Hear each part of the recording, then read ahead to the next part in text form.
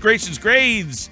Late night for Scott Grayson, but a lot of positive grades out there as Scott joins us now on the Sports Bash 97.3 ESPN. His Grayson's Grades are posted on the website, 97.3ESPN.com. No Fs this week, Scott, as the Eagles win again 29-14. But let's just kind of get an overview here where obviously on a night where they win, they get a lot of passing grades, but which guy stood out the most? Who was kind of your standout player at the end of the night? Well, I think you got to go with Carson Wentz. He, to me, just continues to look like anything but a rookie. And, you know, really the only criticism that I'm going to give him at this point is just he needs to take better care of his body. For as much as he's doing for this team and the way he's able to go out there. And I'll tell you what was impressive to me, too, is that there were no delay of game penalties on the road. For a rookie quarterback trying to get this offense rolling, that's important. That's huge to me. And I think that everything this kid is doing is really good. He's just got to protect his body a little better when he gets near that sideline.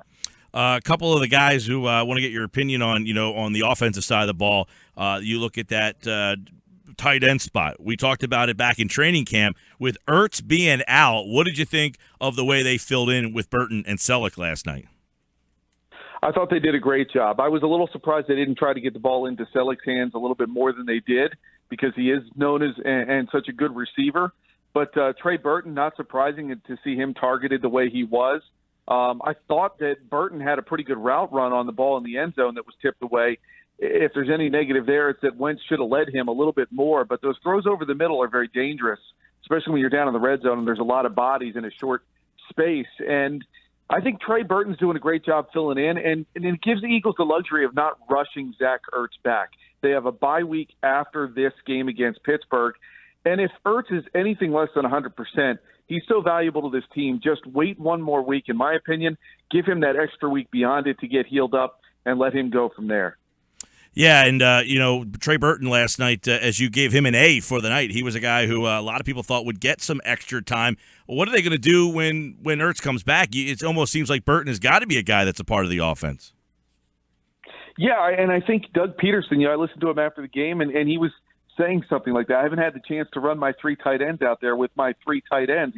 He's running a three tight end set with Matt Tobin, but, that's not the three tight ends he's looking to use. And I think he's really excited to get those three out there and exploit that part of the playbook, which, look, as these teams continue to try to game plan against the Eagles, with that not having been shown yet or used, I like some of the things Doug Pederson's doing, some of the plays he ran last night. Look, you heard John Gruden compliment Pederson heavily after some of the plays he saw close to the goal line. And I've been impressed with Pederson, and I'm looking forward to seeing how he uses that three tight end set once he has that toy available to him. What did Chip Kelly say? I just put three fingers up, and then three tight ends go into the game. Wasn't that what he kind of? He calls us 8. Scott Grayson's got Grayson's grades. Post it right now. You mentioned Pederson. Give us your grade on him for his. This is a rookie head coach who some suggested did not call plays, regularly anyway in Kansas City. What did you think of the way he called the game last night?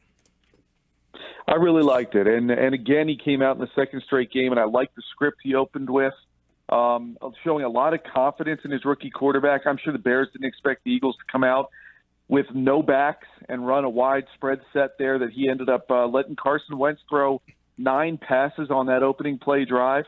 It shows a lot of confidence in the rookie. It also shows he's not afraid to do something that they're not expecting in those situations.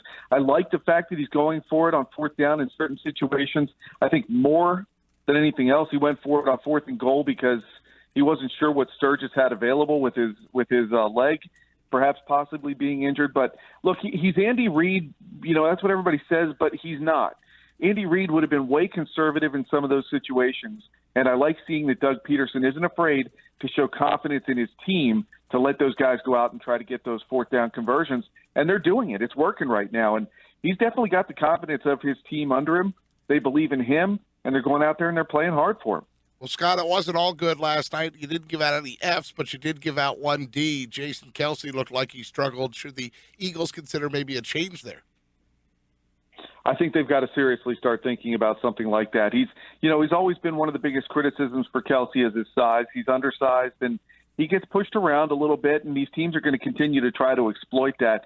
his back-to-back penalties just drove me up a wall because it was at a point in the game where the Eagles' offense had gotten a little stagnant. They weren't really moving the ball. They had completed a nice pass over the middle. I think that was to Selleck when Kelsey's holding penalty brought that back, pushed them close to – I mean, it was just a bad time for those things to happen. And, he's got to get himself in a better spot. And, I understand offensive linemen aren't usually seen if they're called out by name, it's for negative things. And he's in a spot right now where he better start playing well or he's going to get replaced. I would not be surprised if Doug Pederson and the Eagles are starting to look at some options at what they could do there. And obviously Wisniewski's one that could potentially, in my opinion, go in there and play that position. But I think this bye week coming up is going to come at a really good time for Pederson and the coaches to sit back and look when they have the Pittsburgh game tape as well to look through and figure out how they want to progress from weeks 5 on. Hey, Scott, let's talk about the defensive side of the ball. Second straight week, only out there for 52 snaps. That's impressive. But also the front. We always talk about Fletcher Cox for obvious reasons. But to me, through 2 games, the best player up front has been Brandon Graham. Brandon Graham is, you're right, John. He's definitely taken advantage of what's going on that line. And you see it on all the replays and stuff they show. I thought, ESPN last night did a really good job of showing just how Fletcher Cox is getting abused by double teams and things like that. But, he's happy to do that, and other guys are going to get opportunities as a result. Brandon Graham, to me, looked like he had another gear in him last night. He was flying down the line, making some plays. In fact, I don't think I got him. I did get him in my grades. He did get an A. He was flying around, and I thought made some really big tackles at times. And you're right. I think he's really taking advantage of the fact that line has to creep down to help block Fletcher Cox and account for some of those players. He was a guy who was left able to make plays last night, and Graham definitely got things started in a big way with the way he was able to play. I like the sack he got on Jay Cutler when he got through that one block and kept after it. I think this front four, and, John, you and I have talked about it in the press box at games, the way that Jim Schwartz is able to rotate these guys. They are a lot fresher. You pointed out how few snaps they've taken through now each of the first 2 weeks.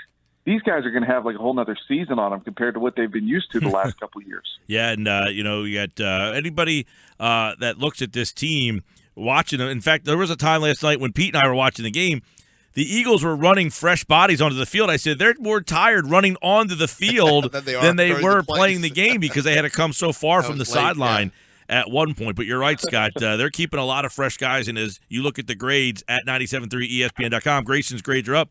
You've got guys, Destiny Viejo, who made a big play in that game that who would have known he would have even been in the tackle rotation. But Jim Schwartz seems like he's giving young guys an opportunity. Steven Means was out on the field a couple of times last night. You even saw Marcus Smith on the field last night.